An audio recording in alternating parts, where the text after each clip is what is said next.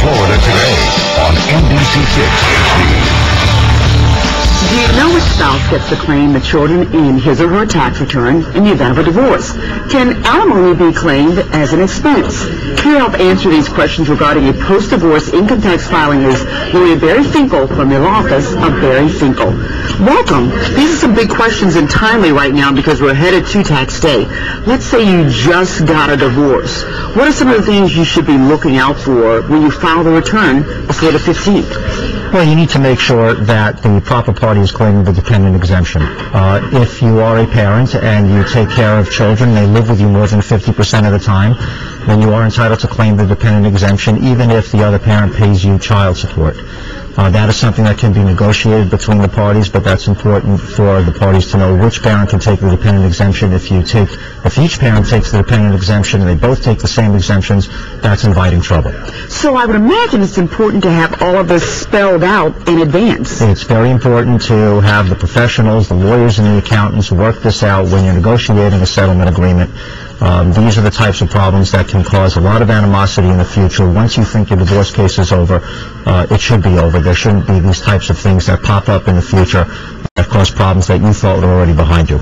Now, in the cases of money, things can be contentious. How do you, as a lawyer, try and keep that animosity between your client and the opposing attorney's client to a minimum?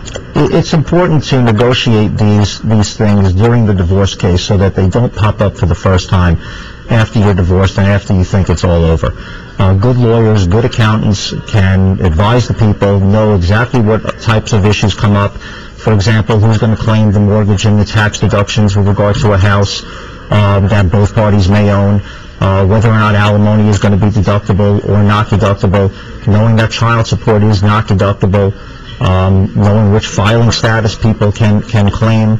These are the types of things that people need to be advised of, and it's important that the lawyers and the accountants take care of that when the opportunity is there to avoid the problems in the future. And I was going to speak about the future. Is it important to try and look down the road? Say you have children who are, high school age right now, but they're going to be going to college. Do you need to, in those proceedings, try and figure out who's going to pay for college and those kinds of things? Well, we as lawyers try to anticipate these types of problems that arise in the future. For example, paying for children college education in Florida is not something that's required. Once the child turns 18 or graduates from high school, a parent's obligation to provide support is over. However, parties can agree that they are going to be paying for college in the future, which would be enforceable if it's in an agreement. These are the types of things that can be resolved and need to be addressed during the negotiation process. And now, do you have to have specialty lawyers or accountants to deal with this kind of thing? Because it sounds highly technical. Divorce law is highly technical. There are a lot of lawyers that are jacks of all trades. They'll do real estate, and they'll do personal injury and criminal law, and then dabble in divorce cases. These are not the types of people that should be handling more complex cases, because there are certain nuances in divorce cases that unless you do this full-time and you only do this and you're aware of it and you're reading all the law and the IRS rules and regulations, you wouldn't be aware of.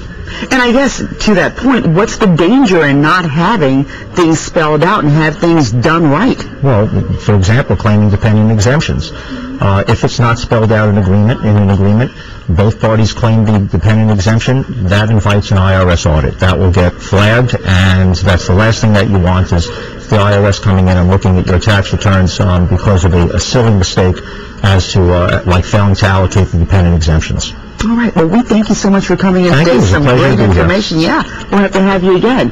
And tax day is right around the corner, so good to know these things. And to find out more information about how Barry Finkel can help you want to visit his website. It's bfinkelpa.com, or you can give his office a call at 954-776-1414. They are located in Fort Lauderdale. Now over to Natalie with our cooking segment of the day. Hey, Natalie. Hey, Rena. Well,